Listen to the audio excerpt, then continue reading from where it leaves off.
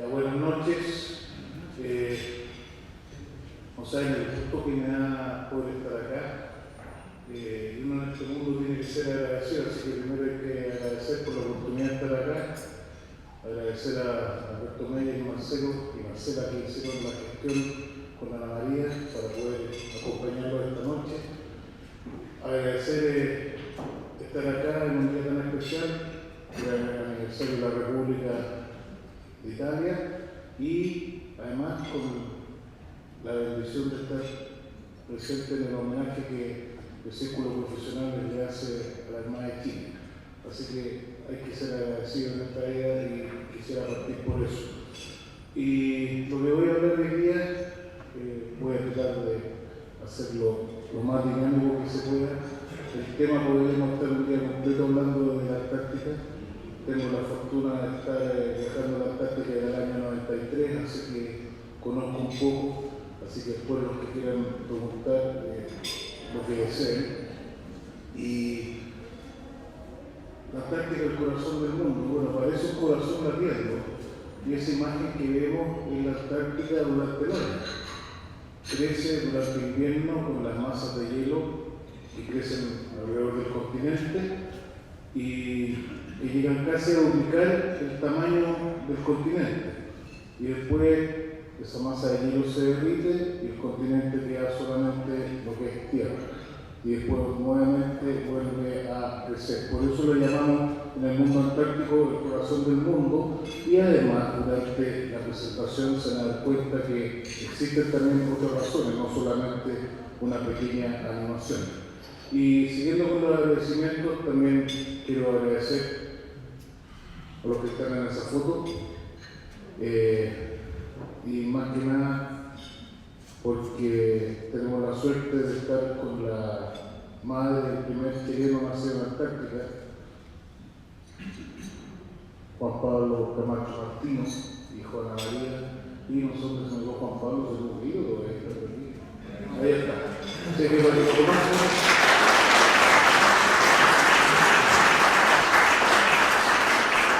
Yo sé que a todos nos sentimos un poco incómodos cuando nos hablan de uno mismo, pero permíteme, Ana María, yo le había dicho, no puedo dejar pasar la ocasión de estar frente a la primera mamá del primer chileno nació en el continente antártico, por eso lo quise destacar. Realmente es un orgullo para mí poder hacerlo y ya he tomado notas, como dije el otro día, y voy a hacer un mejor esfuerzo para juntar a los 3 chilenos que nacieron en Antártica. Son 3 chilenos.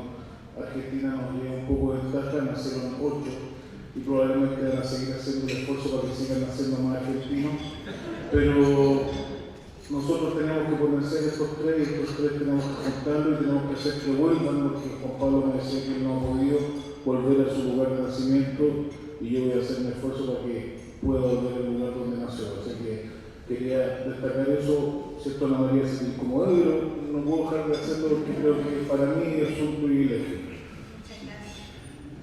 Y dejemos hablar de este pequeño ítem, este pequeño temario que muestro aquí, que lo vamos a ir saltando rápidamente porque ya es tarde. A ustedes todos son gente ya más o menos de mi edad, así que saben que el origen de Antártica viene de esto, de un gran continente que se llamó Pangea, después se separó de la Eurasia de Gondwana, y la deriva continental llevó a lo que tenemos actualmente en el mundo, los 7 continentes. Y ¿cómo sabemos esto? Porque efectivamente, como conversaba con don Rodolfo, existen pruebas científicas que nos indican que la misma vegetación que se encontraba en Sudamérica, en Antártica y en Australia existió. Encontramos muestras en la roca, encontramos restos de la misma vegetación, principalmente del tipo notophagus, que nos aseguran que estos 3 continentes estuvieron realmente unidos en suelo. Y eso nos hace pensar que Antártica alguna vez fue así. Antártica fue verde. Existen en el sector sur del continente sudamericano, en Australia, ustedes han visto la cantidad de fósiles de animales prehistóricos, si queremos llamarlo, que se han encontrado, y también fósiles de vegetación. Entonces Antártica fue en su minuto un continente verde con vida animal en ella. ¿Qué pasó? Con la deriva continental se fue yendo hacia el sur y se fue enfriando hasta que finalmente está como la conocemos hoy día.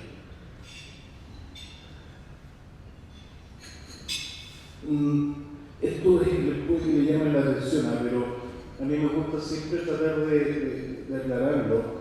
El nombre Antártica es el opuesto de Ártico, antagónico, antónimo, el opuesto a algo. Ártico es, en el antiguo griego, significa tierra de osos, por la Osa Mayor, la constelación de la Osa Mayor, que era la guía para los navegantes para saber dónde estaba el norte verdadero.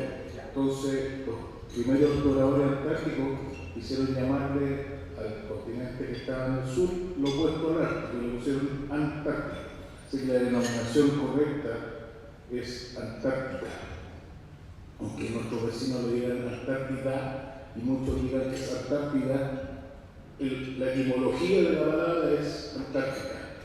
No pecan con decir la Antártida, pero me gusta decirlo por razones por las que estoy informe, ¿no? Así que eso es algo importante. Lo otro que es importante, que ustedes también lo recuerden, es que el Ártico, el Polo Norte, es hielo rodeado de tierra, agua que se congela rodeada de tierra. El Ártico es hielo, y se han visto en las noticias cada vez, todo el verano que pasa, cada vez hay menos hielo. En cambio, Antártica es un continente rodeado de agua. Si el hielo desaparece, hay imágenes que ustedes pueden encontrar, Antártica es un continente de tierra, a diferencia del Ártico. El 85% del hielo de la Tierra está en Antártica. El 99% de la Antártica está cubierta por hielo y disminuyendo. El 76%, miren esto, por eso estas son las riquezas que tiene Antártica que quizás en el diario no las dimensionamos. Pero el 77% del agua dulce se encuentra en Antártica. Es el cuarto continente en tamaño. Es el continente más alto. En promedio tiene 2.300 metros. ¿Por qué? Por la capa de hielo. Hay lugares en que el hielo tiene hasta 4 kilómetros de altura. Y si uno lo pone en forma tridimensional como en este mapa, se ve más o menos así. O sea, aquí hay como 4.000 metros, aquí hay como alrededor de 3.000, el Monte Vinson está por ahí. Entonces es el continente más alto del mundo. Es el continente más seco. Estos son lo que llaman los dry valleys. En promedio precipitan 166 milímetros de agua al año en todo el continente. En un año normal aquí en la zona central estamos hablando de precipitaba, digamos, precipita solo 300, 350. Allá cae 166. ¿Y por qué se dice que es más seco? Porque lo que cae no es agua, es nieve, es agua solidificada en estado semisólido. La mala noticia es que ahora está lloviendo. Yo bajé en febrero y bajé con unos científicos y estaba muy impresionado porque la lluvia que está cayendo está matando a los polluelos de pingüino que no se alcanzan a desarrollar y no alcanzan a estar listos para irse al agua junto con sus padres y comenzar su travesía invernal para poder alimentarse en otros lugares de la Antártica. Datos curiosos, más de 300 kilómetros por hora y el lugar más frío de la Tierra está allá, 93 grados bajo cero. Pero es un frío distinto, un frío seco. No el frío que tenemos aquí en Santiago, que en las mañanas cuando uno enciende la tele y piensa que está en Siberia, o como los meteorólogos, que se porque hay 7 grados. Claro, 7 grados con 80, 75% de humedad es distinto que estar con menos 15 o menos 5, con 10%, 15% de humedad. Esa es la gran diferencia. Y esto es una de las razones por qué la llamamos el corazón del mundo. Alrededor de la Antártica figura la corriente marina más grande del mundo, que se llama la corriente circumpolar antártica. Esta corriente circumpolar antártica recoge aguas de la profundidad de la Antártica, donde recoge los nutrientes, y posteriormente estas corrientes, aunque no lo crean, llegan hasta el mar de Labrador, luego Groenlandia, llegan a la costa de Canadá, circulan por todo el Océano Índico, cruzan el Pacífico y posteriormente vuelven con una temperatura más elevada a bajar a la Antártica, se enfrían nuevamente, se llenan de nutrientes y vuelven a circular por el mundo. Esto pasa en décadas, o sea, no es que un día nos demos la vuelta, son décadas, y por eso la corriente que tenemos frente a nuestra costa es fría, la corriente de Humboldt, y por eso está rica en nutrientes para la vida marina. Y por eso preocupa tanto cuando nuestras costas son desviadas por flota extranjera.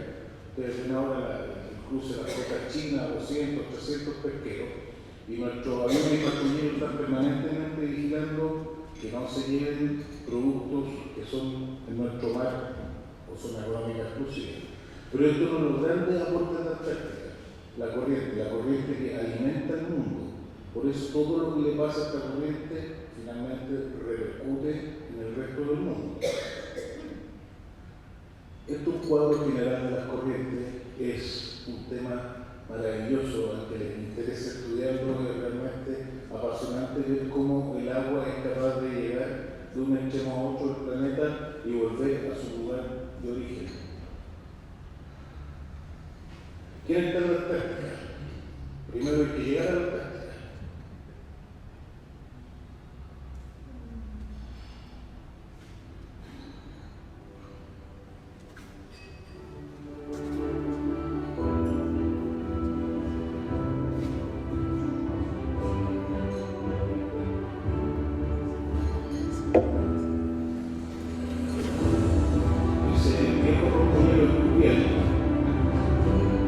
Debo reconocer que después de 41 años vistiendo el uniforme, el único momento en que he tenido por mi vida ha sido ese. Casi 50 grados de fuego. Y el buque no volvía, pero el buque después de 50 años nadando, volvía a pararse sólido en la mitad del mar del Norte.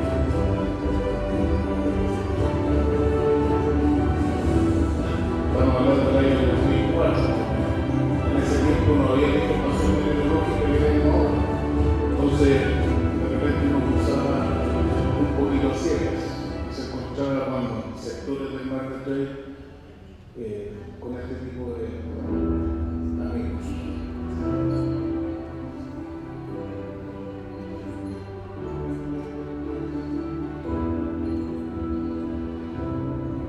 ¿Y por qué se mueve tanto el rompehielo que tiene una forma de casco particular? No es como un buque diseñado para navegar cualquier mar. El rompehielo está diseñado para romper hielo, entonces como un casco redondo, cero aerodinámica. No como este transporte aquí, que también va navegando en un mar con bastante hora, pero como es un buque diseñado aerodinámicamente, el buque no se tira ni se balancea tanto como el hielo. Ese es uno de nuestros remolcadores, el Lautaro. Estas son las barcazas que usamos para desembarcar los contenedores. La mayoría de las cargas de Antártica son contenedores para poder bajar en estas barcazas, o en tambores como el que azules por ahí, o los tambores metálicos. Los botes fundamentales para el apoyo antártico. Aquí, científicos, una de las labores principales y una de las principales cosas que se hacen en Antártica es ciencia. Desembarcando el combustible para el aeródromo Teniente March, para los aviones de Teniente March. Ahí hay un pilote y un helicóptero todo el año. En su país fitness.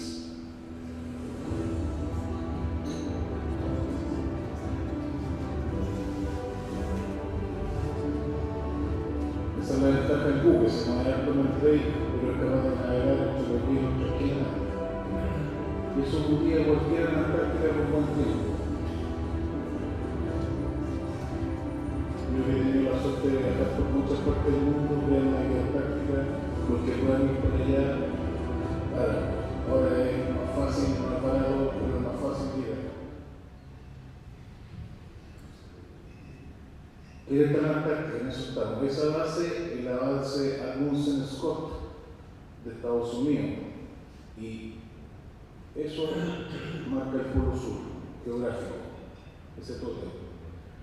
Y aquí están las 12 banderas de los 12 países que firmaron originalmente el Tratado Antártico el año 59 y que entró en vigor a partir de 1961. Como pueden ver, está nuestra banderita. Italia se sumó al pueblo, ¿Y por qué está bandera? Porque ellos son los que habían hecho algo en Antártica, o ciencia o expediciones importantes. Nueva Zelanda, Australia, porque ellos eran parte de Inglaterra y las expediciones inglesas habían salido de ahí. La expedición, por ejemplo, Charles salió de ahí. La expedición de Manson. ¿Y quiénes somos en el Tratado Antártico? Somos todo eso. Actualmente son 56 países que componen el sistema del Tratado Antártico. En este minuto están reunidos en Helsinki. Y he estado toda la semana levantándome a las 1:30 de la mañana para poder estar presente porque se han videoconferencias viendo las reuniones. Así que si seguro, trabajaré por eso.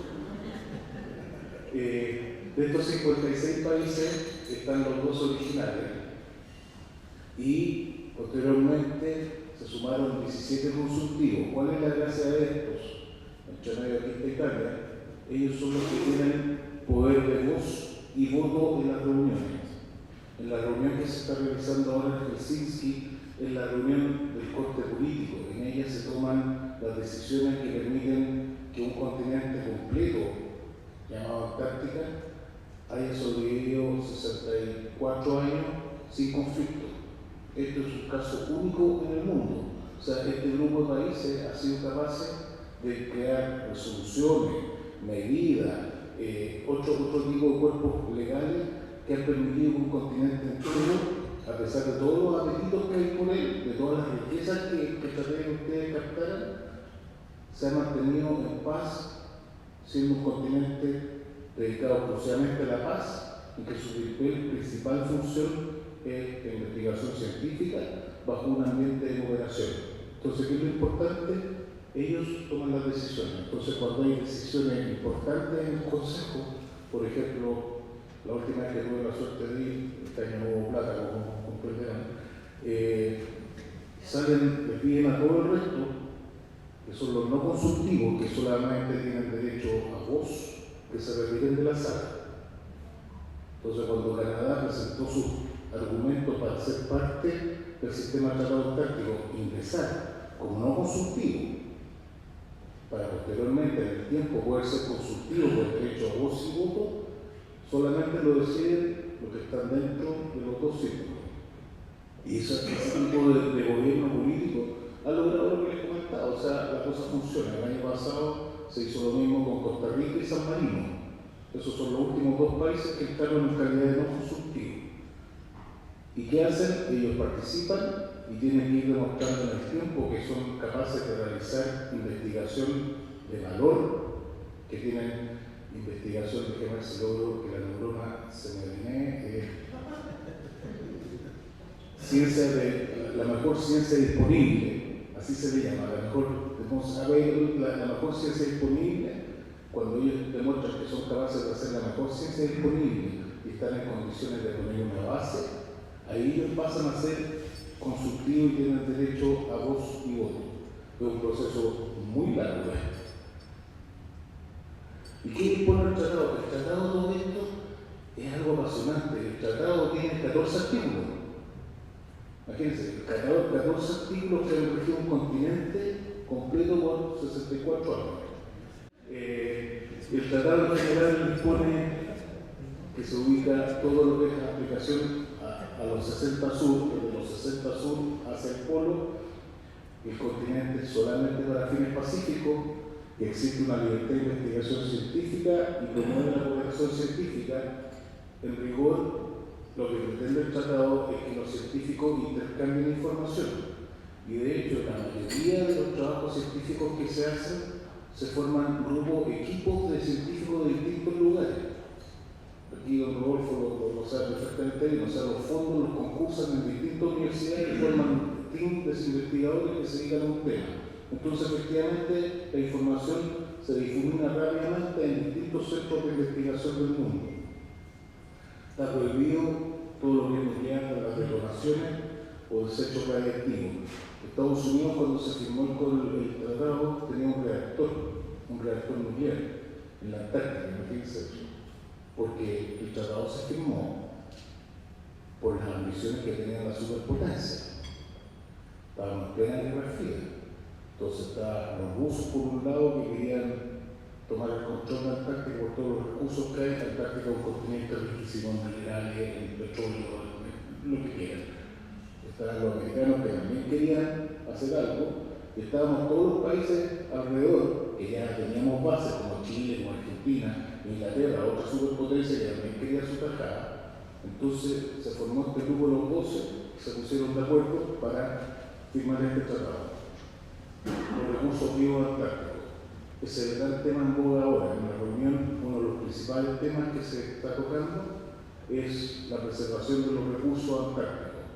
Y les puedo contar como anécdota que por segundo año, en realidad no están anecdóticos como para llorar, por segundo año consecutiva, China se opuso a nombrar al pingüino emperador como especie en peligro. El pingüino emperador ha sufrido una merma gigantesca en sus colonias, una por la intromisión humana, otra por el cambio climático, al igual que el oso polar en el norte, que ya no tiene hielo, por donde el oso polar vive y caza en el hielo. Los pingüinos emperadores hacen su vida arriba del hielo, pero el hielo se ha ido derritiendo. Entonces cada vez tienen menos espacio para vivir y desarrollarse y criarse, nacer, crecer, reproducirse y morir, creo que es más fácil. Toda la instalación, esta es otra cosa fenomenal. Todas las bases, los buques, todo lo que hay en la Antártica está sujeto a inspección. Yo antes de la pandemia fui parte de un equipo de inspecciones y fuimos a 5 bases internacionales con los formularios aprobados por el sistema del Tratado Antártico y se pasa a revistas que no estén contaminando, que todo esté bajo el orden y que sea una base amigable con el medio ambiente, que no dañe, que no sea perjudicial para la fauna, todo eso. Exige que la resolución de las controversias se haga de forma pacífica entre las mismas partes y el tratado está abierto a la adhesión de cualquier Estado, como les explicaba. Aquí, por eso le digo, hay tanto que contar, pero yo sé que muchos de ustedes pueden haber escuchado que el año 48 el Tratado Antártico se acaba. Eso es una mentira. El Tratado Antártico se firmó, entró en vigor en el 61 y establece en uno de sus artículos que 30 años después, cualquiera de las partes, hasta 30 años después, cualquiera de los firmantes, de los 12 de los que se fueron incorporando después, podían citar una reunión extraordinaria para enmendar el Tratado Antártico, para hacerle correcciones, para disolver el grupo, y nadie dijo nada, y el Tratado Antártico cumplió 30 años y el Tratado Antártico sigue siendo lo mismo 14 artículos originales. Pero el año 91, como parte del Tratado Antártico, se firmó el Protocolo de Protección del Medio Ambiente, el Protocolo Madrid. Y ese protocolo es el que se revisa en el año 48, bajo la misma figura del Tratado Antártico. La única diferencia es que fueron 50 años, en vez de 30 dijeron 50 años. A los 50 años, si ninguna de las partes ha solicitado una reunión o algo, el protocolo continúa. ¿Por qué existe el susto? Porque en el protocolo hay un anexo que muy pocos países han ratificado, que el anexo sobre la explotación minera. La explotación minera y la bioprospección, que son dos negocios muy lucrativos para cualquiera que lo quiera hacer en la Antártica. Y es el riesgo que existe, porque además, si lo quieren modificar, que además por consenso, todas las decisiones que se toman en el Tratado Antártico son todos sí o todos no. En el caso del pingüino emperador, China dijo que no, y no se decretó el pingüino emperador en peligro. Aquí la diferencia es que son las 3/4 partes. Y por eso el mundo antártico está asustado, porque existe el riesgo que ya disminuyendo la cantidad de votantes, como pasa en cualquier organización política, podemos sufrir algún cambio de eso, pero el Tratado Antártico no muere. Otro tema interesante que también está muy de boga, de los esfuerzos que hacen algunos para refrendar su soberanía, es esto, los reclamos. Estos son los países que tienen reclamaciones territoriales. Tenemos ahí Reino Unido, Chile, Argentina. Tristemente, aquí tenemos un problema. Seríamos ilusos pensar que no lo vamos a tener. Ahora, hay otros que tienen más problemas que nosotros, porque Argentina está completo con Gran Bretaña. Nosotros por lo menos tenemos este pedacito que no lo pidió nadie más. Ahí está Noruega, Australia, Francia, Nueva Zelanda. Y esta otra cosa que les quería mostrar porque es curioso, o sea, esta es la teoría de la frustración que sostienen los países latinoamericanos que tienen aspiraciones antárticas también, porque uno dice, ¿qué hacen los peruanos? ¿Qué hacen los ecuatorianos? Bueno, ellos sostienen, de acuerdo a lo que dijo Teresina de Castro en el año 57, que ellos por su proyección hacia el Antártico tienen derecho también a un pedazo de territorio antártico. Esto también lo trataron de hacer en el hemisferio norte, en el polo, y ahí están todos los occidentales puestos, lo que son los no occidentales, es decir, los rusos. Pero esto también es un tema que se discute permanentemente y afortunadamente es un nice to have, digamos, para muchos. O sea, el sistema tratado antártico no reconoce esta teoría. Ahora, en cuanto a las reclamaciones territoriales, es importante mencionar que en el artículo 5 establece que la firma del tratado, porque ya existían reclamaciones territoriales cuando se firmó el tratado. Este tratado no significa una renuncia por ninguna de las partes a su derecho a soberanía. Tampoco es una renuncia, menoscabo a cualquier fundamento de reclamación. Y tampoco se entiende como perjudicial a la posición de las partes concernientes. O sea, podemos decir lo que queda en statu quo, que no se toca, pero la firma del Tratado Antártico dice que estos países reclaman y que nada de lo que firman en este tratado puede perjudicar su reclamación. Y lo más importante, creo yo, que también dice que ningún acto o actividad que se realice posterior a la firma del Tratado Antártico puede ser usado para efectuar una reclamación territorial posterior. O sea, los 7 que reclamamos somos los 7, y a no ser que efectivamente el Tratado Antártico muera y este grupo de buenos amigos que ha sido capaz de gobernar este continente por tanto tiempo se disuelva, vamos a seguir siendo los 7. Todavía seguimos quienes estamos. Son aproximadamente 80 bases que hay en el continente antártico. Ustedes le dirán, ¿hay un sábado? No sé cómo se dice en italiano. Bueno, ese es el programa de investigación italiano. Y Italia tiene 2 bases que están ahí, Mariuccelli y Concordia. Y estas 2 bases, bueno, antes de ir a la base, esta es la página del programa italiano, una página muy amigable, muy vistosa, que yo creo que les puede interesar visitarla porque van a encontrar, de hecho aquí no se ve, pero es una página animada, o sea, el rompehielo va navegando sobre la ola con los restos de los hielos. Y aquí también están lo que son las estaciones. Está la estación Mariuccelli, un famoso investigador antártico italiano, una base muy grande. Está en la costa muy cerca de la base neozelandesa y la base americana. Y en el interior está la estación Concordia.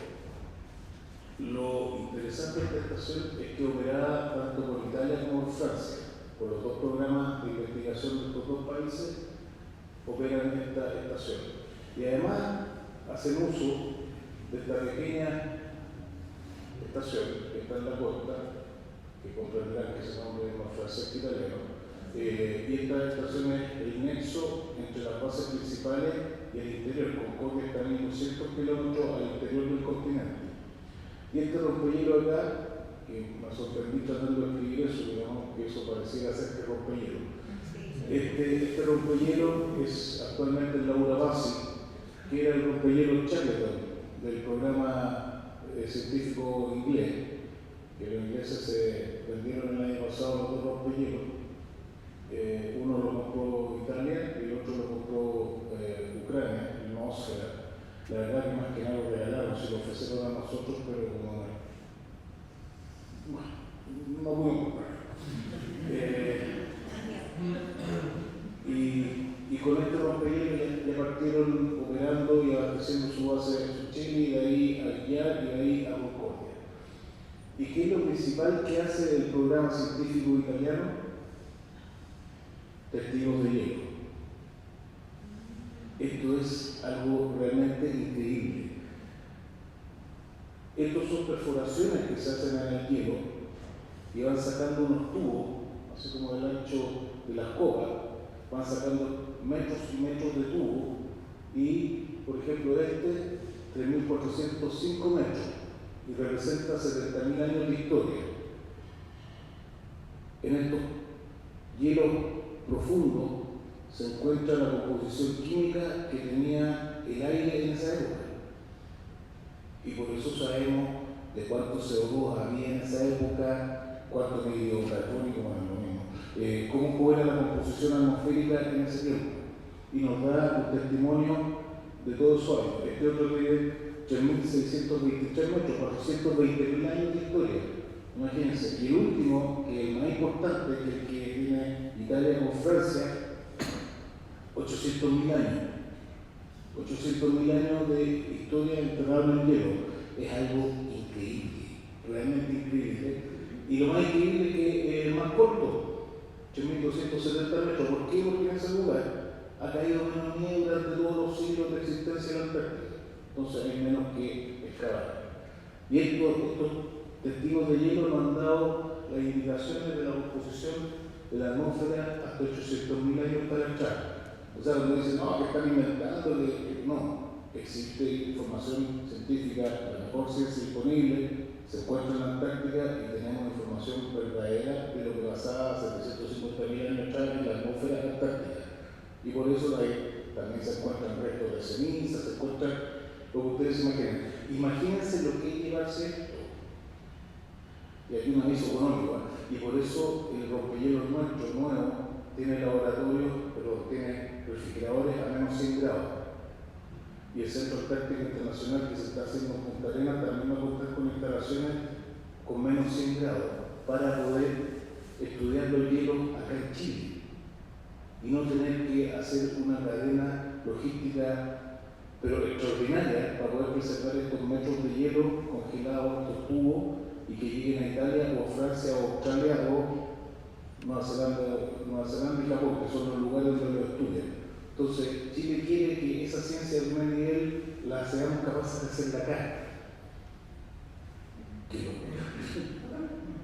Bueno, la verdad que están en la Antártica, los pingüinos. Bueno, aquí me encuentro con muchos amigos que sé que conocen la Antártica y conocen también a estos simpáticos habitantes antárticos. Obviamente los pingüinos es fácil tomarle fotos, a la ave es un poco más difícil, entonces por eso están los pósters, ¿no? Igual que la ballena, o sea, lograr sacarle fotos a la ballena es muy difícil, pero para que tengan una idea, eso es un buzo.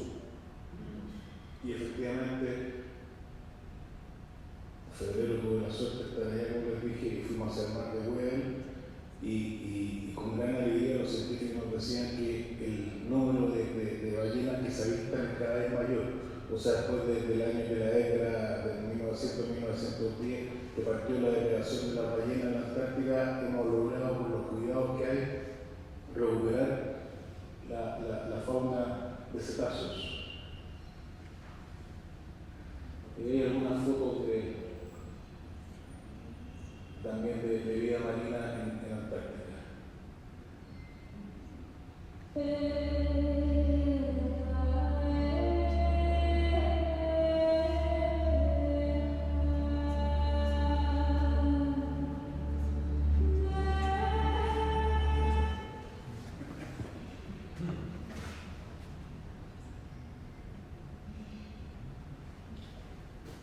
comprenderán que tengo que hablar de Chile y la Antártica y no ubicar en la Antártica.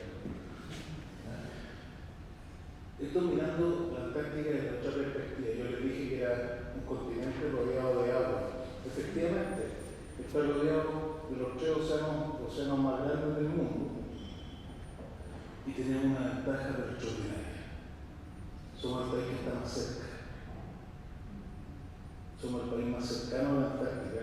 Ustedes se fijan, casi 4 veces, 3 veces, o sea, estamos muy bien ubicados. Y esto es producto que alguna vez estuvimos unidos con ellos. Pero qué importante que sepamos eso. Chile continental, 756.000 kilómetros cuadrados. Chile Antártico, 1.250.000 kilómetros cuadrados. Estamos hablando de 1,6 veces. Y estoy seguro que a todos nosotros nos enseñaron, cuando estábamos en nuestra época de estudiantes, que Chile era esto: una larga y angosta franja de tierra con un triangulito atrás, echado abajo, chiquitito. Eso es la Antártica para el atlas oficial con que enseñan en los colegios. Eso es la Antártica. Y muy pocos saben que esto está ubicado cerca de Fuerteventura y eso marca la mitad de Chile, o sea, la mitad entre el límite con Perú y el Polo Sur. La mitad de Chile está cerca de Punta Arenas.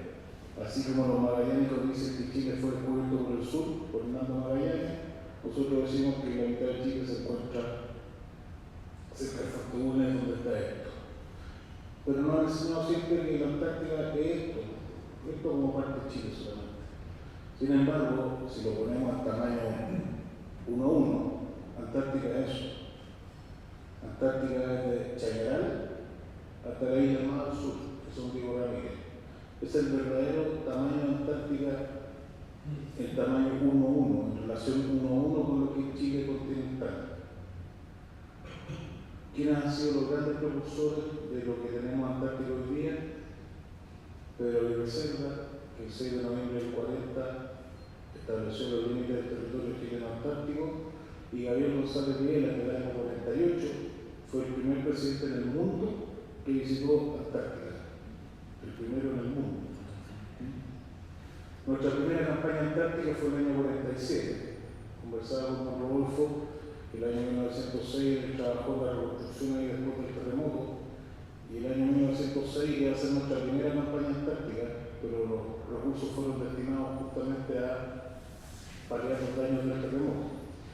Y como Chile es un país invento y nos cuesta entender que la Antártica es importante, recién 40 años después fuimos capaces de enviar los primeros buques y se fundó la primera base, que es la base en ese tiempo se llamaba Soberanía, y les cuento que ese joven que está ahí, Santiago Paiti, que es nieto del primer comandante de la base Prat, que fue el primer valiente con 5 hombres de la Armada que se quedaron un año en un lugar desconocido, o sea, gente valiente, realmente gente que, no sé si ahora la juventud ahora estaría dispuesta a algo así, ¿no? Bueno, y en esta primera campaña antártica fueron el Algamo, el Iquique, Comodoro Federico Quesalaba, leyendo el acta de fundación de la base, se llevó el primer avión en el transporte Algamo, se hizo el primer vuelo de la Fuerza Aérea en Antártica. Ahí está el teniente Kopaitik con su votación y el teniente Parodi después del primer vuelo. La segunda expedición, ahí está el presidente Gabriel González con su señora March Marma, la Mil Marma y su cobija. Cuando fundaron la base General O'Higgins, la segunda base al año siguiente, y esta fue la primera base conjunta, porque tuvieron problemas con la dotación de ejército que se iba a quedar ahí, y finalmente quedó la gran mayoría de personas del ejército, pero se quedó un hombre de la Fuerza Aérea y también se quedó un hombre de la Armada durante un año. Y posteriormente, en el 51, la tercera base y la primera de la Fuerza Aérea la base de Gabriel González Videla. Actualmente aquí tenemos lo que es la base Genaro O'Higgins, Gabriel González Videla, la donación marítima, que es un poco chico, porque el año 2018 se nos quemó un edificio grande que vieron ahí en algún minuto y ahora estamos funcionando ahí, y la base antártica Arturo Prat. Y obviamente tenía que dedicarle algún video chico a mi base.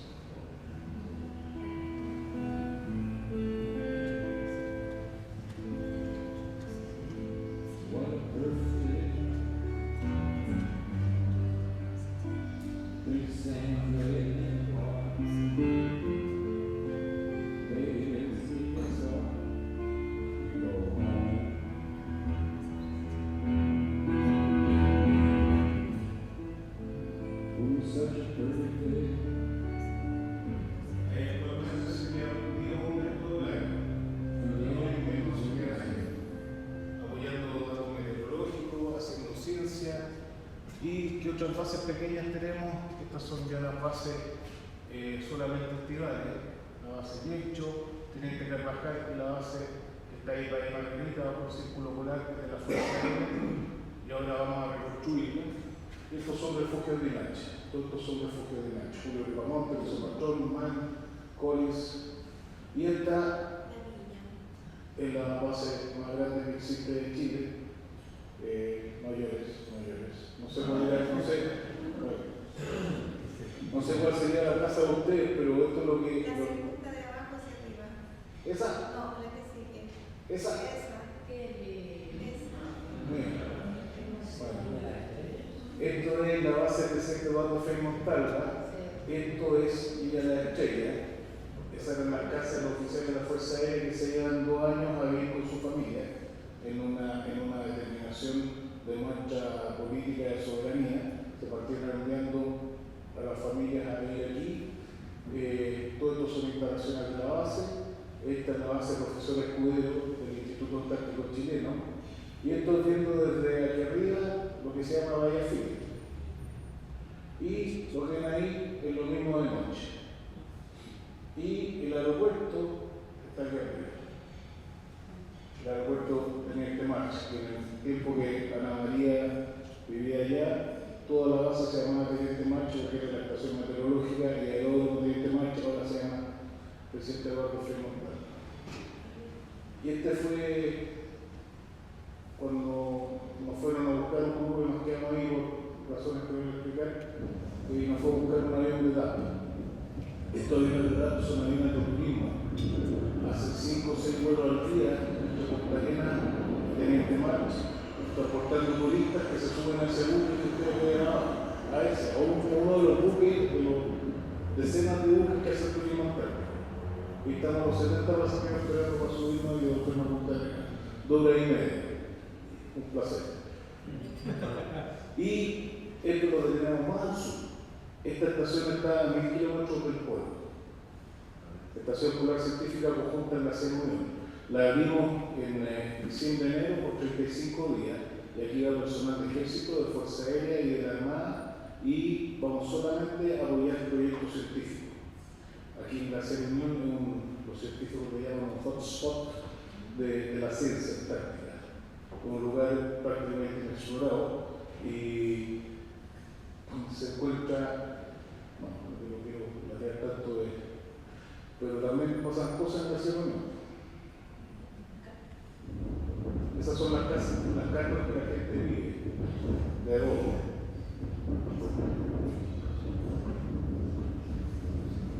Esto es un día como raro ya, normalmente los días son bien como se veía en la primera foto. Pero ¿qué pasa? En invierno es así. Entonces cuando llega la evacuación a abrir la base, está todo bajo 2 metros, 3 metros de nieve, donde vamos a decir invierno. Ahora, si yo fuera el comandante de esta base, me estaría así desordenado, pero sí.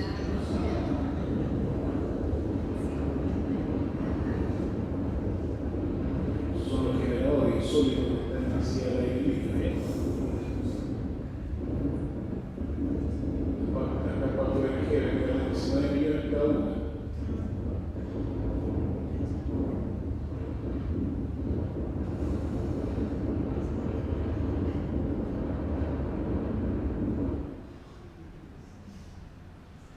¿Qué hacemos en la Antártica? ¿Por qué es reconocido Chile? Principalmente por los rescates. El prestigio internacional que tenemos, y no porque yo sea marino, pero la literatura así lo avala, nos ha dado un prestigio antártico gigantesco. El primero, como todos recordarán, es el rescate de la expedición de Shackleton por el piloto Parfo. Este buquecito que si no, yo he tenido, usado no sé cuántas veces el buque del siglo XX, XXI, uno piensa que usaron este buquecito que no tenía luz, que no tenía calefacción, que no tenía radar, era al ojo, bajando las pocas estrellas que llegan, rumbo y fe, como decimos los marinos, rumbo y fe nomás, que teníamos que llegar a chocar con algo. Y así se fueron. Imagínense, por eso todas las recreaciones que hay, se decía el piloto Pardo con chaquetona, porque el buque era de fierro, o sea, la gran ventaja. Pero ha sido un témpano ese buque, o sea, ha sido terrible, con radio así. Y estas imágenes son cuando el Endurance finalmente colapsó en el hielo, el buque entró por acá, aquí se quedó atrapado, y estas vueltas son 2 años y medio, o sea, lo que hizo el Shackleton en realidad es admirable. Pero pocos saben que había otra parte de la expedición también, la expedición de la Aurora, que está por el otro lado de la Antártica, que fue súper mal preparada, y por eso no está divulgada, pero ahí murió gente. La expedición de la Aurora era los que tenían que esperar al otro lado de la Antártica Shackleton, porque Shackleton era un explorador antártico destacado, pero cuando quiso llegar a la Antártica, primero al Polo Sur se le adelantó a Amundsen. Después fue Scott que se puso a cruzar por otro lado, entonces él dijo, ya, yo voy a cruzar la Antártica de costa a costa, y nadie lo ha hecho. Entonces tuvo que mandar gente al otro lado, al Mar de Ross, para poner campamentos con víveres para el regreso. Pero ahí la planificación fue muy mala y muy urgente. Pero nada le quita que Shackleton fue capaz de mantener a los 20 hombres que estaban con él durante 2 años y medio vivos, y finalmente al cuarto intento lograr llegar con el piloto Pardo y la hecho a rescatarlo, y es el bote que navegó desde acá, desde el Elefante a Georgia, 600 millas, sin ninguna ayuda de nada, o sea, una vez más muy feo. O sea, sextante, imagínense lo que es sextante bajando estrellas en un botecito seco, o sea, extraordinario. Otro rescate también que tiene el nombre internacional, el rescate que se hizo en el año 67 y el 69 en la isla de Decepción, que es esta isla de acá. Este es el cráter de un volcán. Y ahí tiene una pequeña entrada donde los buques pueden ingresar aquí al cráter propiamente tal. Aquí hay bases inglesas, bases chilenas y bases argentinas. Y hubo una erupción en el año 67 y otra en el año 69.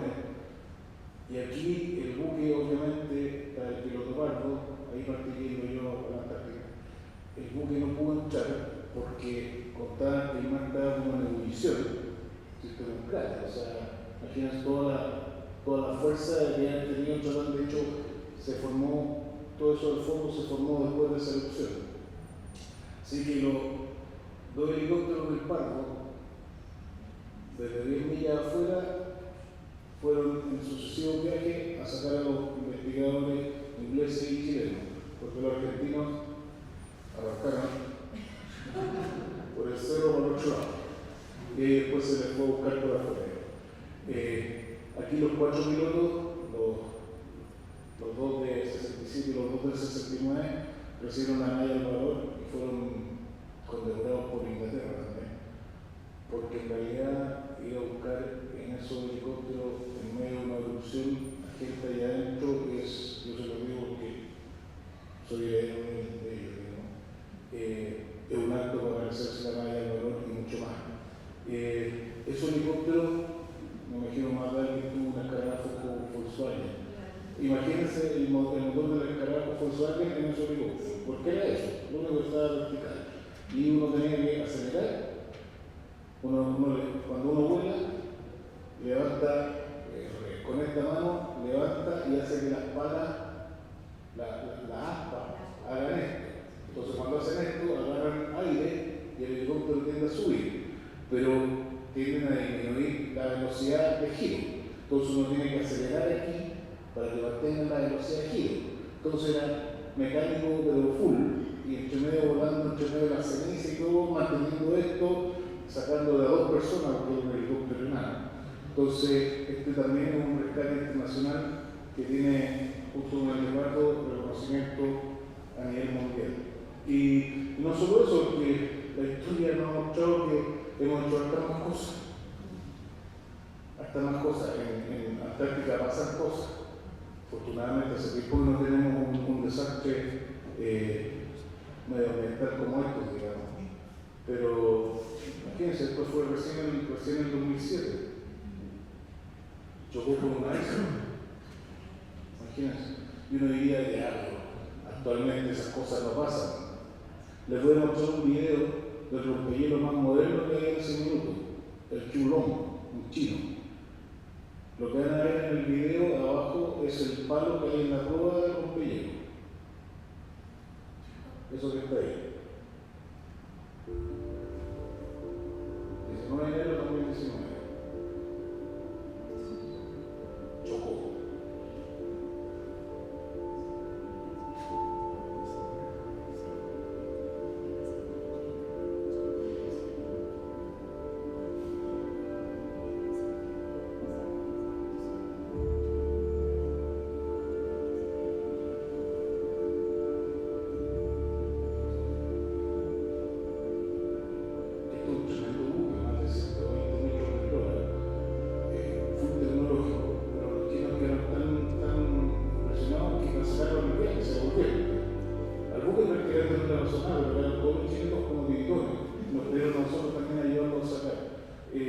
Entonces estas cosas pasan. ¿Qué ocurre? Que todavía no tenemos un radar que sea capaz de decir qué altura tiene el iceberg.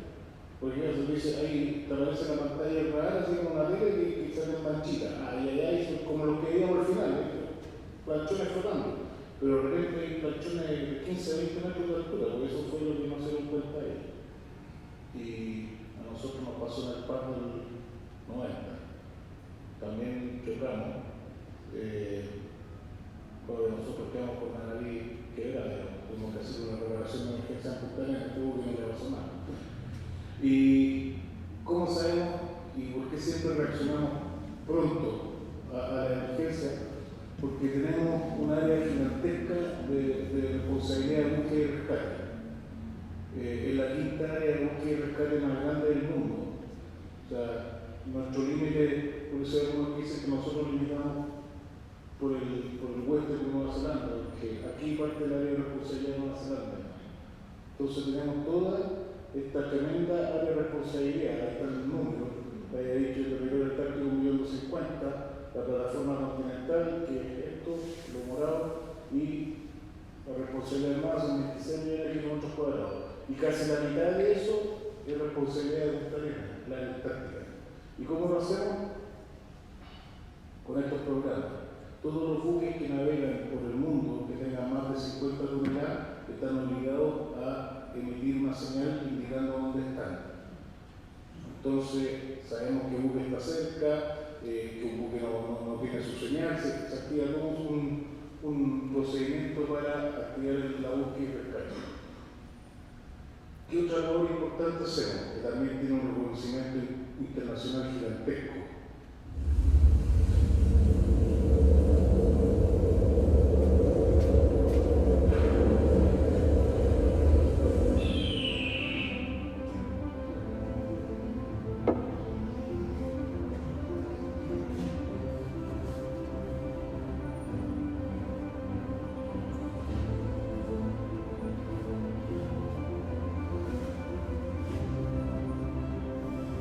Chile es parte de la Cooperación de la Conservación de los Recursos Biomarinos Antárticos y como tal tenemos una área de responsabilidad antártica que tenemos que custodiar, verificar que los buques estén cumpliendo con todo el procedimiento administrativo, la dotación,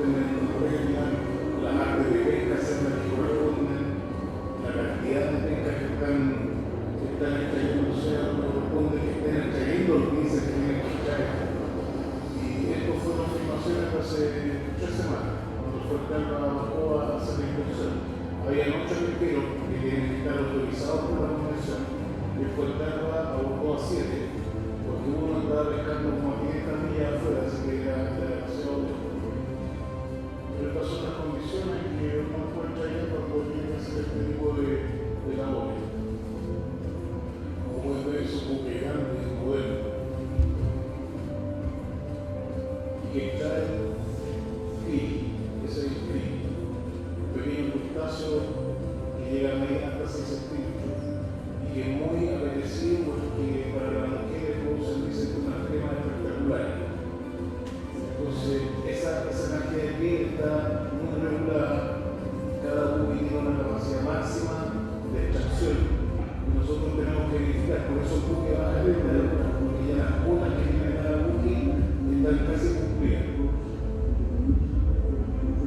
Se vienen revisando las redes, se revisa todo lo que cumplan y se hace un informe que ayer en la reunión de CISI lo mandaron.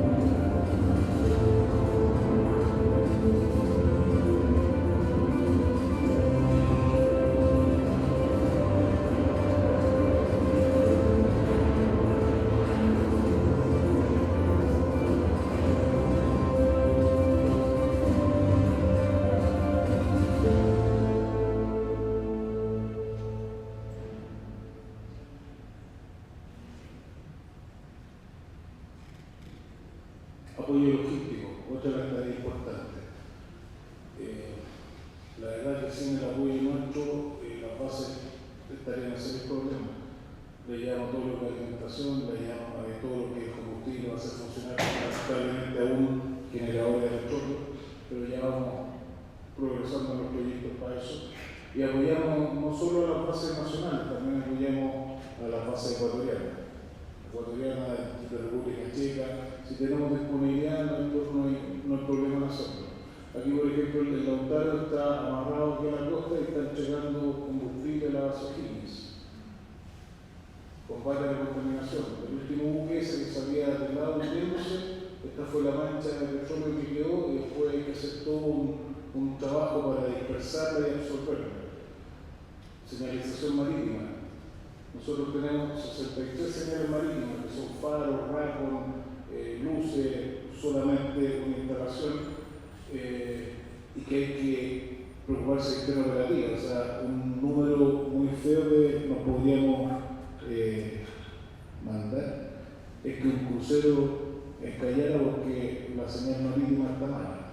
Entonces, un trabajo que tenemos que hacer todos los veranos y no es un trabajo fácil. Y lo que es señalización marítima también tiene su entretención.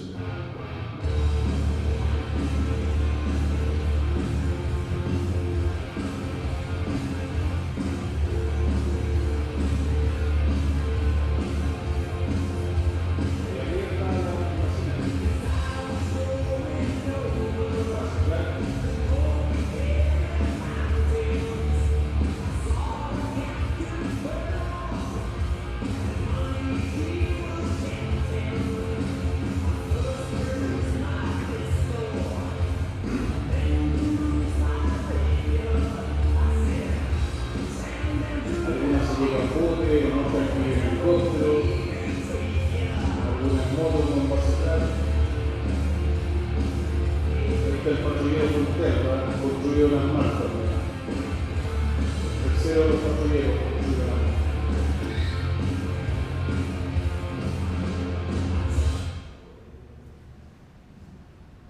Y por supuesto la actividad probablemente más importante para lo que son el impacto internacional en el apoyo a la ciencia.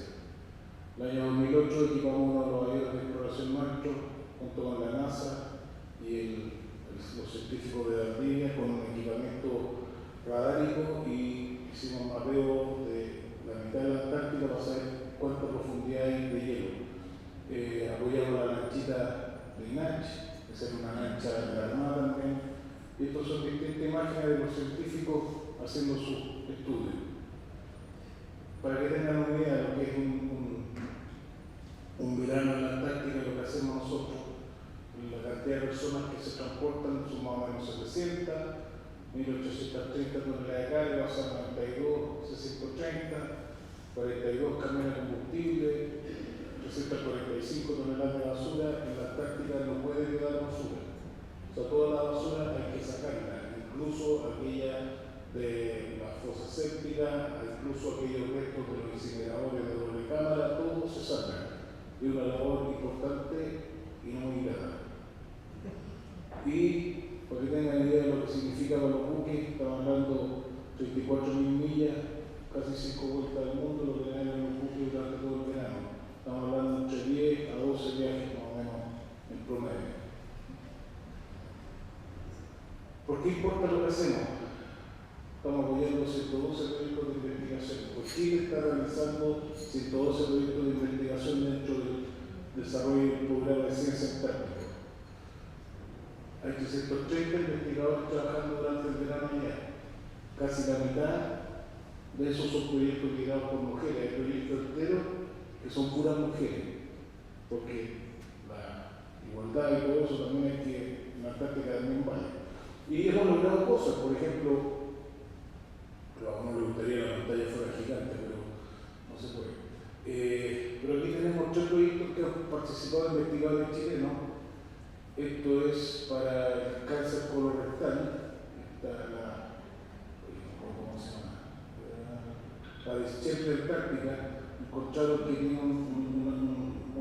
una partícula que contribuye a la prevención y la cura del cáncer colorectal. Esto para también el cáncer y el Alzheimer, para células solares verdes. O sea, se están logrando cosas y estamos figurando en las revistas científicas de primer nivel con las investigaciones que se están haciendo con investigadores chilenos en territorio chileno antártico, donde está la mayor concentración de base y la mayor concentración de gente. ¿Qué otra cosa estamos investigando? Este amiguito se llama el tardígrado, la especie más resistente del planeta. Nosotros sabemos que estamos sufriendo cambios en nuestro ecosistema, nuestro hábitat. Y este bichito es capaz de resistir los rayos gamma, ultravioleta, radiación, digamos. Siempre hemos escuchado la cucaracha y la que más resistía, 50. El tardígrado resiste 6.900. Es capaz de vivir entre los menos 273, el cero absoluto, y los 150 grados. Deshidratación de hasta un 97%. Vivir sin oxígeno en el vacío. Resisten el estrés. Entonces, ¿qué están haciendo los investigadores? Viendo cómo somos capaces de replicar esas capacidades extraordinarias para hacernos más resistentes a nosotros, porque la gente de ciencia sabe que si no hacemos algo, vamos a tener que recurrir a la ayuda de este tipo de animalitos para que nos permitan sobrevivir. ¿Cómo puedo ayudar? No sabía si cambiarlo o no, pero prefiero decírselo así.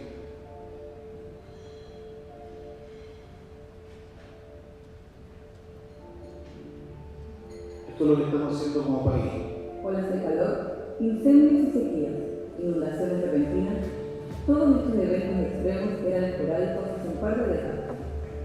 Hoy se presentan con una frecuencia inusitada que nos recuerda que estamos viviendo bajo los efectos del cambio climático. Las regiones polares son particularmente vulnerables. La Antártica es un agente global, cuyos cambios tienen consecuencias en muchos parámetros climáticos que definen la vida cotidiana de Chile. Las transformaciones del clima polar han contribuido a aumentar dramáticamente la frecuencia con la que se presentan estos eventos extremos en nuestro país. Las Naciones Unidas han definido 9 factores de vulnerabilidad frente al cambio climático.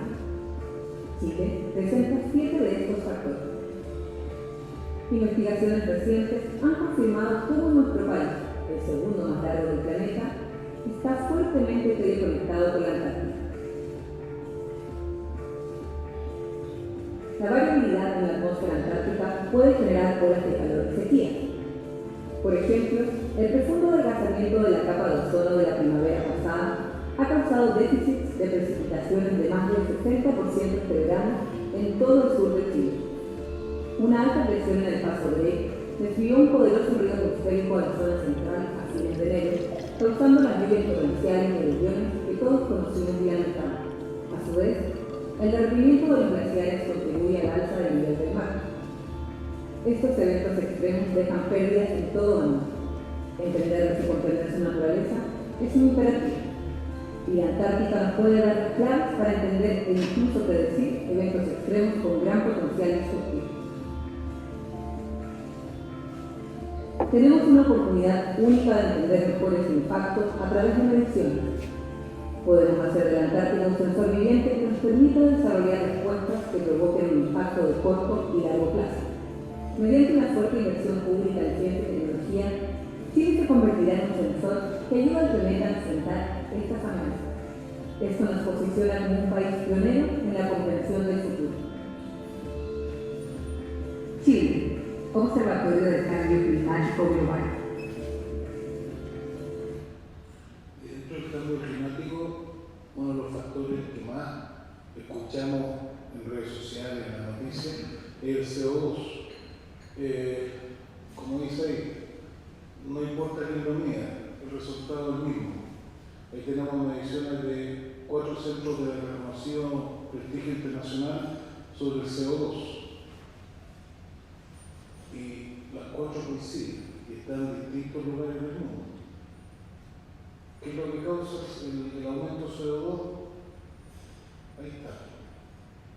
La quema de combustibles fósiles, y eso trae una serie de efectos que ya no quiero seguir alargando tanto, pero hay gente que dice, oye, pero si siempre hemos tenido CO2 y los periodos de glaciación y de glaciación, el CO2 también ha variado. Sí, efectivamente, pero los picos de CO2 han llegado a 200 partes por millón, más o menos. Ahora ya estamos sobre las 400 partes por millón. O sea, cualquier cosa que pase va a ser peor que las glaciaciones o desglaciaciones que hemos tenido antes. Por eso es lo que preocupa. Ahora sabemos exactamente cuánto CO2 hay. No es necesario sacar testigos de hielo para saberlo. Tenemos sensores como los que les mostraba recién que están viendo de forma automática y en tiempo real lo que está pasando.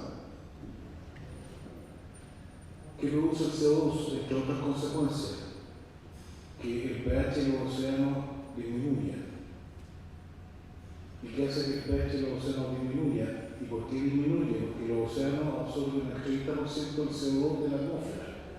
Otra gran parte la absorben los bosques. Por eso también los incendios forestales son peligrosos. Pero ¿qué pasa con los océanos particularmente? Disminuyendo el pH se ponen más ácidos y todo lo que es la vida marina, por ejemplo, los corales mueren. Se llama la acidificación de los océanos. Aquí, los Cayos de Florida, en 1980-2010, el mismo lugar. Y aquí, ¿qué ocurre? La vida marina, que se alimenta de los corales, se alimenta de la flora submarina, de los carbonatos de sodio, si mal no recuerdo, parte que no se sin alimentos. Que produce el CO2 también, el aumento de la temperatura. Una vez más, 5 centros internacionales que han medido históricamente la temperatura global y que muestran cómo la temperatura innegablemente va aumentando. Esto es información de fuente abierta, o sea, no hay que estar metiendo en Antártica para escucharlo. Ahí están la NASA, Berkeley, NOAA, o sea, son fuentes abiertas y fuentes que son una vez más la mejor ciencia disponible. ¿Y qué está produciendo esto? El CO2 y el aumento de temperatura. Uno de los grandes causantes es el carbono negro, black carbon. ¿Qué pasa? La industria, la estufa de leña, los motores a diésel, los incendios forestales hacen que todo lo que es blanco se vaya poniendo menos blanco, se vaya poniendo más gris. Y en Chile se hizo el estudio y obviamente, y ahí en donde la parte con menos blanco, en el norte, por la minería. Y la parte más blanca en el sur todavía. Pero lo importante aquí es que produce todo esto. Porque es importante que las cosas se mantengan blancas y por eso es importante que los polos sigan siendo blancos. Porque los polos reflejan la mayor cantidad de calor de la Tierra y se miden en una unidad que se llama albedos. Y como muestran en este video, los rayos sol caen, rebotan en el blanco y se devuelven hacia la atmósfera. Pero al haber más CO2 en la atmósfera, los rayos vuelven a bajar, se vuelve a calentar, hay menos hielo, hay más calor que absorbe la Tierra. Es un ciclo que se va repitiendo y que lamentablemente, si no se hace algo, vamos a tener un incremento de temperatura como vieron ahí. Si la Antártica se derrite, que no va a pasar probablemente cuando ninguno de nosotros esté aquí, pero son 60 metros que sube el agua. 60 metros, varias ciudades, por lo menos en Chile, quedan bajo el agua. ¿Y qué estamos haciendo para eso? Tranquilo, ya después termina. En febrero, gente como nuestra amiga personal Bárbara batieron un récord antártico, un récord mundial, al nadar 2.500 metros en agua de la base Pratt. Y ella lo hizo solamente para llamar la atención sobre la importancia que tiene el cuidado de nuestro océano austral. Ahí está nadando en base Pratt, ahí al fondo está el base Pratt, ahí estamos a bordo del Janequeo nosotros. 46 minutos. Hay algún médico acá, me imagino que han llegado. Bueno, sí. Salimos con una temperatura corporal de 27 grados. Y cuando llegó el buque estaba con 25. O sea, hipotermia severa. 46 minutos en agua. No me pregunten cómo lo hace esta mujer, pero logramos después de 2 horas y media recuperarla. Teníamos médicos a bordo, todos los mejores equipos que logramos tener, y todo lo hacen esto, para que sea un reconocimiento a la importancia que tiene el cuidado del ambiente antártico. Ahí la tenemos con su récord Guinness, fue un récord Guinness polar, porque nadie había nadado 2.500 metros ni en Antártica ni en el Polo Norte.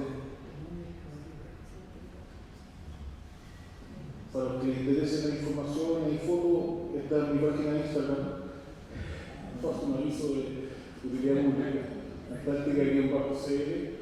Ahí subo permanentemente cosas, ya tengo 8.088 seguidores y lo hago todo yo solo.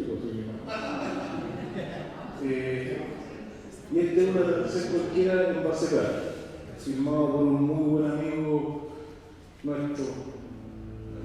Allá abajo está base Pratt. Esto está firmado con un dron, sin filtro, sin nada.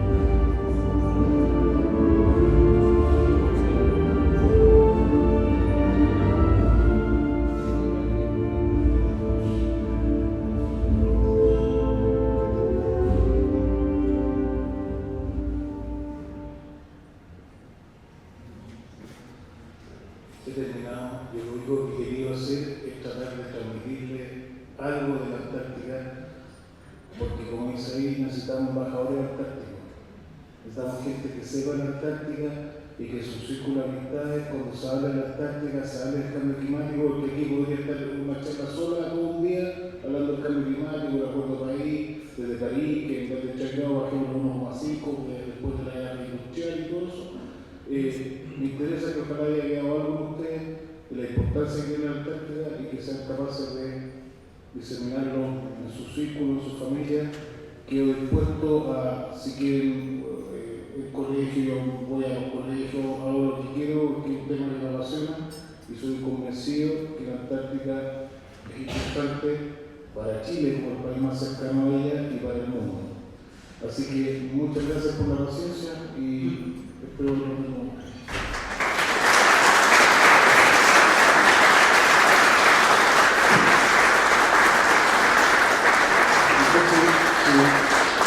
¿Tiene alguna pregunta? Estoy ocurriendo una imagen aquí de nuestro amigo.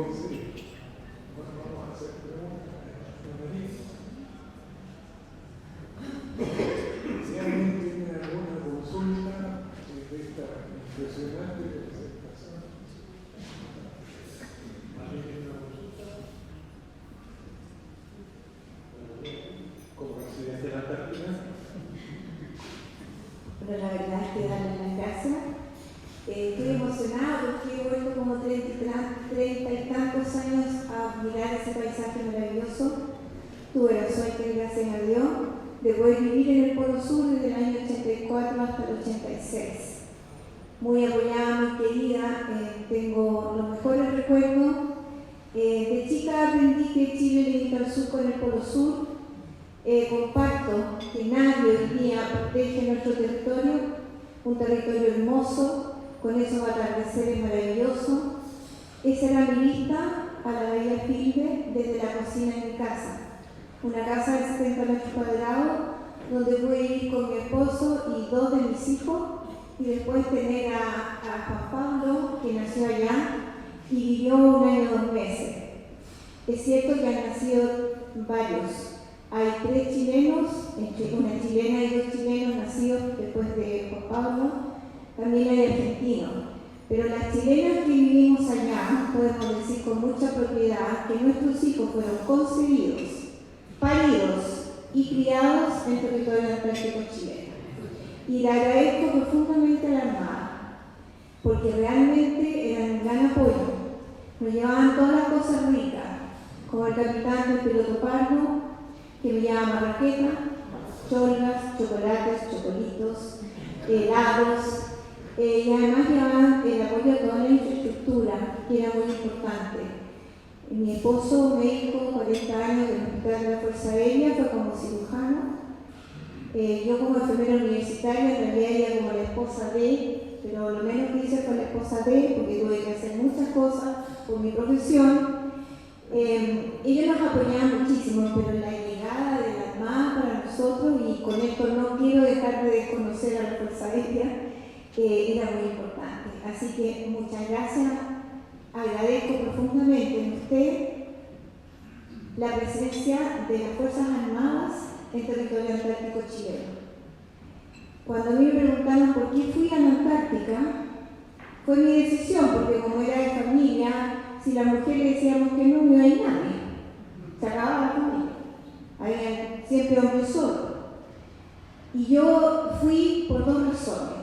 La primera, porque encontré que el proyecto era interesante, que mi país lo necesitaba, y yo pensé que quizás, si ellos pensaban que yo podía aportar algo, a lo mejor era cierto. Pero principalmente fui, como le dije a mi general Pinochet y a mi general Matei, voy por agradecimiento a las Fuerzas Armadas por habernos liberado el comunismo. Por eso fui y viví en la Antártica 2 años. Así que muchísimas gracias. Es un territorio hermoso. Ojalá pudieran ir y conocerlo. No fue fácil, ser los primeros nunca es fácil, pero contamos con el apoyo y el cariño de muchas personas. Y ojalá esto se pueda divulgar, ¿ya? Y enseñarle a nuestros hijos y a nuestros nietos la importancia y el rol que cada uno de nosotros tiene, no solo en el calentamiento global, sino que ojalá por muchos siglos más Chile limite al sur con el Polo Sur. Muchas gracias, María.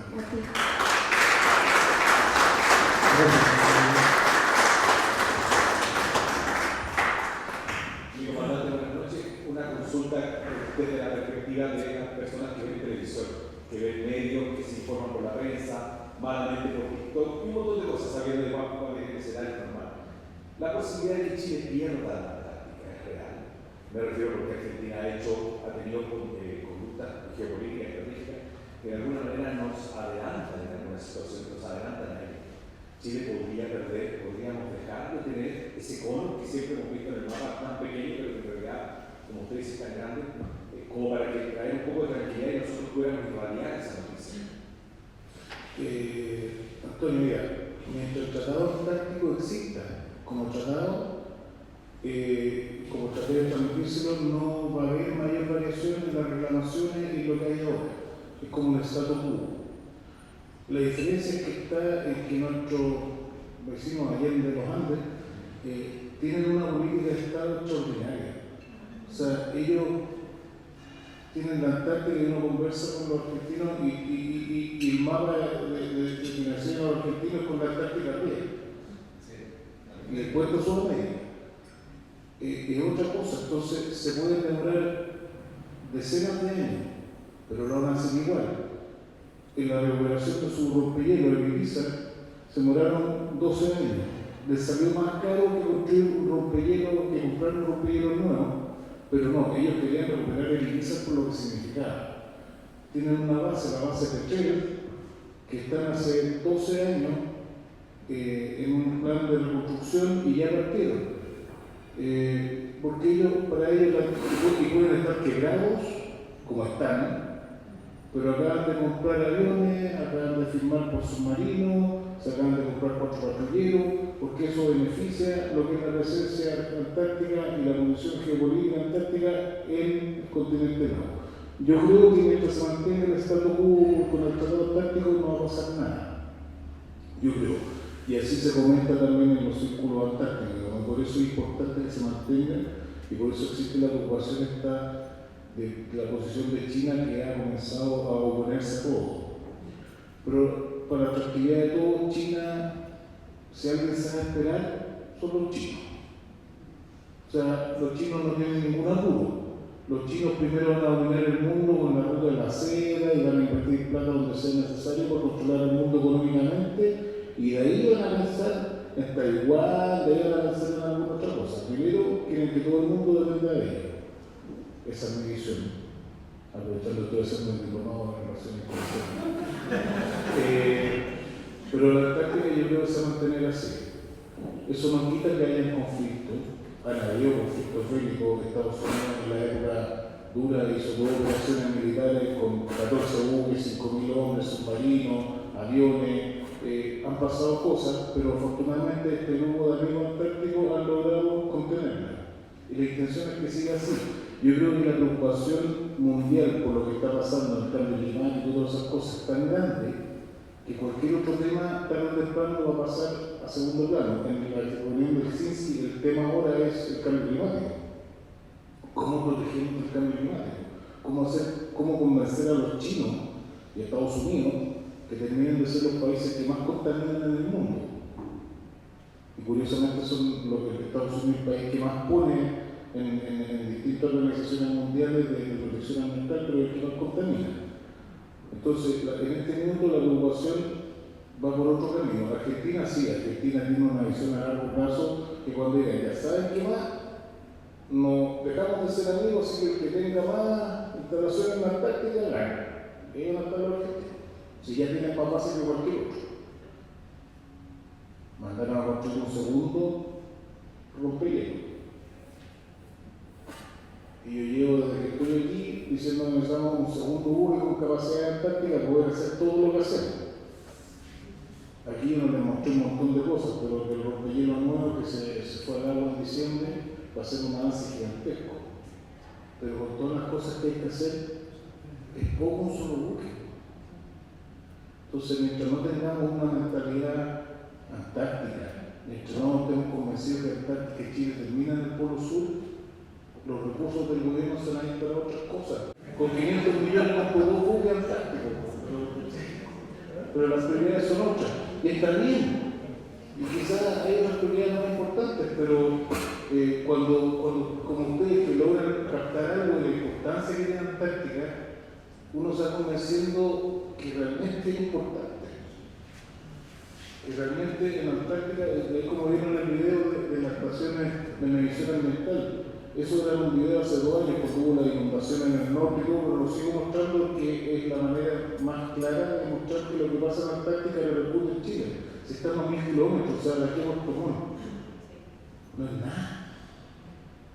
Somos a ser los primeros afectados. Entonces, si nosotros mismos no nos convencemos que tenemos que hacer algo, es difícil. Pero, Antonio, yo pienso eso. Yo creo que mientras sigamos existiendo en nuestro Antártico, ahora, si en 48 se anula el protocolo ambiental y parte de la lucha por los minerales, no tengo tanta visión a futuro. Gracias. Bueno, muchas gracias, a su disposición.